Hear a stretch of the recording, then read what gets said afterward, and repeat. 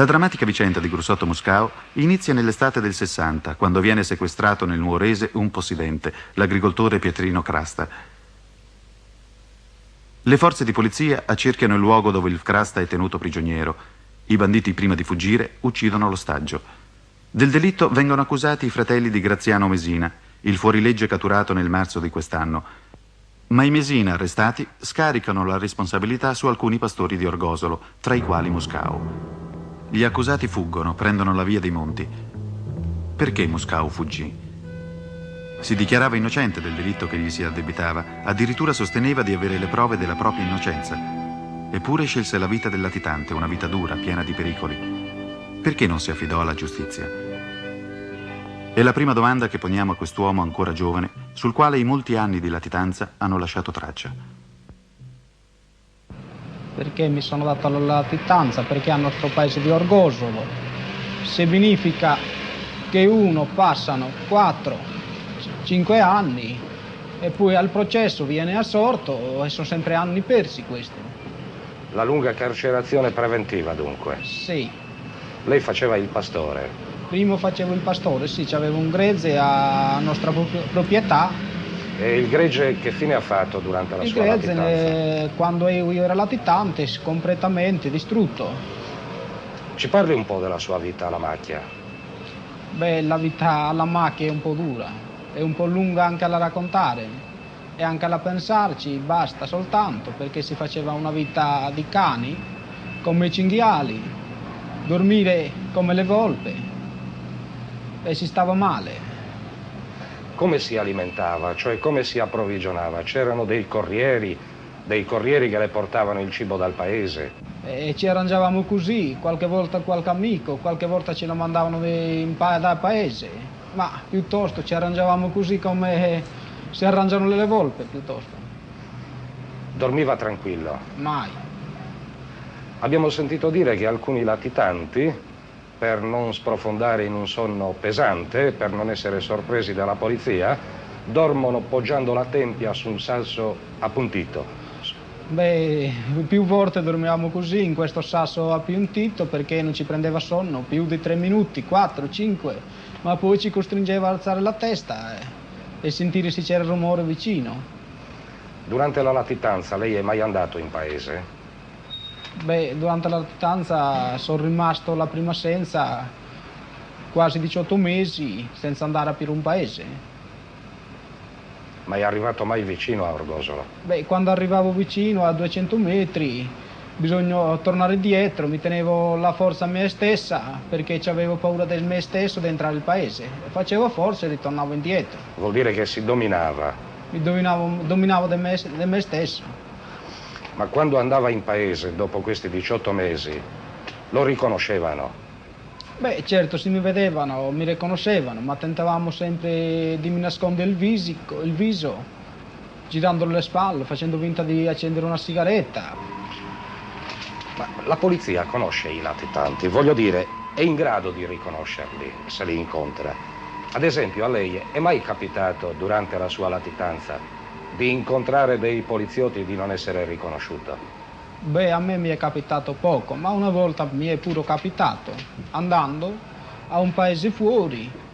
Era una sera piovinosa, così. Scusi, un paese fuori Orgosolo, un altro paese? Un altro paese fuori di Orgosolo. Una sera piovigginosa? Piovigginosa, così. A un certo punto troviamo una camionetta affangata che slittava, che non si riprendeva. Una camionetta dei carabinieri? Della polizia, sì. A un certo punto loro hanno detto di dare una mano, gli abbiamo dato una mano e ci siamo finiti buonasera, buonasera, grazie, ringraziando perché gli abbiamo dato questa mano. Suo padre è morto mentre lei era latitante. Lo ha visto sul letto di morte? Sì, mio padre era morto durante la latitante, sì. Ma sul letto di morte lo ha visto? Non l'ho visto. L'aveva visto giorni prima? L'ho visto 2 giorni prima di morire. E lei ha capito, ha temuto in quel momento? Beh, ho capito forse che era l'ultima volta che lo vedevo. Durante la sua latitanza, uno dei Mesina, cioè uno della famiglia che aveva scaricato su lei e su altri la responsabilità del sequestro e dell'uccisione di Pietrino Crasta, viene trovato morto. Graziano Mesina crede, ora sappiamo a torto, che a uccidergli il fratello sia stato lei.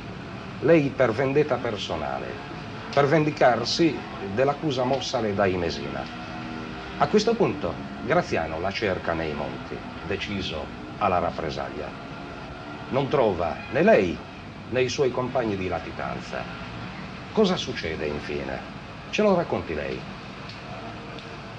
E che cosa succede? È successo che lui ha saputo che c'era mio fratello in questo bar. È andato a questo bar e ha ucciso mio fratello con una raffica di mitre che non aveva più una colpa, né io né lui. Come ha saputo dell'assassinio di suo fratello Andrea? Beh, l'ho saputo l'indomani, per mezzo il gadgettino, così. Cioè la radio? La radio c'aveva un transista. Un transistor? Sì, alle ore 14 ascoltavo sempre il gadgettino. Ascoltando il gadgettino ho sentito che avevano ucciso mio fratello dentro questo bar. Ascoltando alla radio la notizia dell'uccisione di suo fratello Andrea, non le è venuto istintivo il pensiero di vendicarsi ammazzando Graziano Mesina?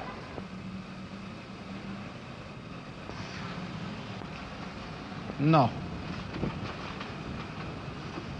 Ma i suoi compaesani l'incitavano alla vendetta? Beh, qualcheduno mi incitava anche alla vendetta. E com'è che lei ha resistito a questi incitamenti? Come mi sono riuscita a dominare? Non lo so, nemmeno io. Quando penso su me stesso, non so come ho fatto a dominare. Ma ci ho pensato più volte. Ma tanto, Andrea è morto e non torna più. Se uccido, non torna. E ho pensato, non ucciderò mai, tanto lui non torna. Ora Muscau ci accompagna nei luoghi dove attese nascosto il processo. Non lo sfiorò mai il pensiero di costituirsi. La paura di una lunga carcerazione preventiva per la lentezza della giustizia è comune a tutti i barbaricini. Ha detto il procuratore generale della Corte di Appello di Cagliari, molti, anche semplicemente indiziati e probabilmente innocenti, al semplice invito a presentarsi in caserma si danno alla latitanza per la preoccupazione di una lunga detenzione preventiva. Muscau ci mostra una delle grotte dove si nascondeva.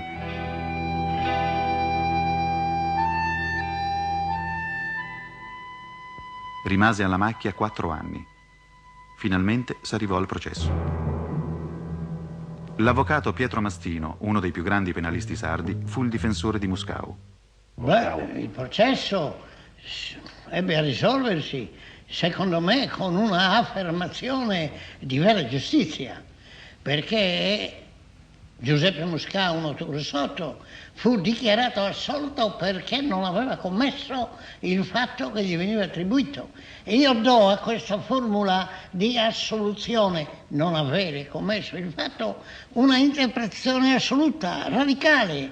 Non è, si potrebbe dire, che mancassero le prove di sua colpevolezza e perciò non sia assolto. No, c'erano le prove della sua innocenza. Vale a dire, implicitamente si è riconosciuto che gli anni che egli ha dovuto superare randaggio latitante sono anni che ha patito e subito ingiustamente. Muscau aspettò di conoscere l'esito del processo nelle montagne di Orgosolo. Seppe della soluzione da un amico, poi dalla radio. Finalmente poteva tornare in paese, dopo anni di vita da cinghiale, ma la sua vicenda giudiziaria non era finita. Il pubblico ministero aveva presentato ricorso contro la soluzione. Sono passati da allora altri 4 anni e il processo d'appello non è stato ancora celebrato. Cosa significa in concreto per Muscau il carico pendente derivante da questo ricorso? Certo, la soluzione in primo grado gli permette di circolare liberamente, ma egli può definirsi un libero cittadino nella pienezza del termine. Quali inconvenienti provoca questo ritardo? Ad esempio, ci sono ostacoli per quel che riguarda la ricerca di un lavoro? In questo riguardo sì, perché qua non è tanto facile sistemare per tutti, no? C'è molta disoccupazione e non si riesce a sistemare, ma di più c'è questo per me, di più perché ho avuto questo carico pendente, troviamo più difficoltà ancora. Ecco, lei per esempio, a causa di questi carichi pendenti, non può avere il passaporto se volesse emigrare per andare a trovare lavoro altrove. Non mi concedono il passaporto come una punizione, deve essere sempre sottomesso dalla polizia forse. Ecco, si sente ancora controllato, ma quando va in giro per gli enti a chiedere lavoro, che cosa le succede? Quando vado in giro così a chiedere lavoro mi dicono sempre, vediamo, ma non ti possiamo sistemare perché tu sei stato in questo carico pendente, no? Cioè, a 8 anni dal fatto, il processo continua, c'è stata una soluzione con formula ampia, ma si attende il processo d'appello e lei continua ad essere ancora, malgrado il riconoscimento della sua innocenza, continua ad essere un cittadino di serie B. Il processo nel quale è coinvolto Muscao si trascina così da 8 anni. È un fatto eccezionale qui a Nuoro? Certamente no. E il motivo si fa presto a individuarlo. Mancano i giudici. Nella valutazione obiettiva del procuratore generale della Corte d'Appello di Cagliari, il numero dei giudici doveva essere aumentato a Nuoro da 7 a 13. Ed ecco le misure adottate in corrispondenza alle più recenti ondate di criminalità. Soppresso un posto di presidente di sezione, il numero dei giudici diminuito da 7 a 5, il numero dei sostituti procuratori ridotto da 3 a 2. Al 31 agosto di quest'anno si innalzavano a pila nell'ufficio dell'unico giudice istruttore di Nuoro 25 fascicoli processuali per omicidio, 7 per sequestro di persona, 16 per tentato omicidio, 22 per rapina, 4 per tentata rapina, 3 per estorsione e 6 per tentata estorsione. Tutto questo lavoro sulle spalle di un solo giudice, e sono istruttorie difficili per l'ambiente particolare in cui si svolgono. Adesso io le voglio fare un'altra domanda. Un latitante che ha una esperienza simile o quasi simile alla sua mi raccontava che finché era nei monti, temuto, godeva così dell'aiuto di tutti e poi una volta che è stato assolto ha sentito un po' il vuoto intorno a sé. È successo anche a lei qualcosa del genere? Beh, mi è capitato anche a me perché quando era fuori tutti mi avvicinavano perché... Fuori vuol dire fuori alla macchia? Latitante, no? E forse gli facevo comodo, oppure avevano paura loro e ricercavano di si avvicinare a me come una guardia, penso io. Ma dopo che io sono rientrato al paese non si è avvicinato più nessuno. Quando sentivano forse il mio nome più si allontanavano, no? E se qualcuno mi avvicinavo per motivo di mi dare un posto di lavoro, quello si allontanava anche di più ancora. Cioè, finché lei era un bandito, godeva della considerazione generale? Sì. Nel momento nel quale una corte d'assise l'ha dichiarata galantuomo, questa considerazione è finita. Non l'ho avuto più, me l'hanno levata. Muscao si è salvato, non è diventato bandito. Non così i suoi compagni di latitanza. Uno è morto in uno scontro a fuoco con i carabinieri, un altro è stato assassinato in circostanze misteriose mentre era alla macchia, un terzo è implicato in gravi delitti.